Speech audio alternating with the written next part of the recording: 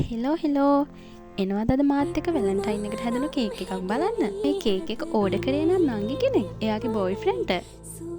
මේ කේක් එකත් එක්ක gift pack එකක්, flower bouquet එකක් එයා අපෙන් ඕඩර් කළා. මේ කේක් එක කිලෝ 1ක් බර චොකලට් කේක් එකක්. ඒ නංගි මට මේ ඕඩර් එක දුන්නාම මට හිතුනේ ඒ බොයි කොච්චර වාසනාවන්තද මේ වගේ ගර්ල්ෆ්‍රෙන්ඩ් කෙනෙක් ලැබෙන්න. අපි දැන් යන් කේක් එක හැදුණු විදිහ බලන්න. මුලින්ම කේක් එක ක්‍රම් කෝට් කරගන්න ඕනේ. ක්‍රම් කෝට් කරගත්ත කේක් එක විනාඩි 10ක් ෆ්‍රිජ් එකේ තියලා එළියට අරගෙන ෆයිනලයිසිං එක කරගන්න ඕනේ. මේ කේක් එකට ඇඩ් වෙන්නේ රෙඩ් ඇන්ඩ් වයිට් කලර් එක විතරයි. හරිම සිම්පල් කේක් ඩිසයින් එකක්. හරි දැන් ෆයිනලයිසිං එක ඇඩ් කරගෙන ඉවරයි. දැන් මේක නීට් කරගන්න ඕනේ. කේක් එක හොඳටම නීට් කරගත්තට පස්සේ මම මේ විදිහට තමයි මගේ ඩිසයින් එක කරගත්තේ. 6B නොසල් එක පාවිච්චි කරලා තමයි මම මේ විදිහට ෂෙල් බෝඩ් එක දාගන්නේ. මේ කේක් එක වින්ටේජ් ඩිසයින් එකට තමයි හැදෙන්නේ. වැලන්ටයින් තීම් එකට කලින් රෙඩ් කලර් එකෙන් හදාගත්ත බෝ මේ වෙලාවේදී අපි කේක් එකට ඇඩ් කරගන්නවා.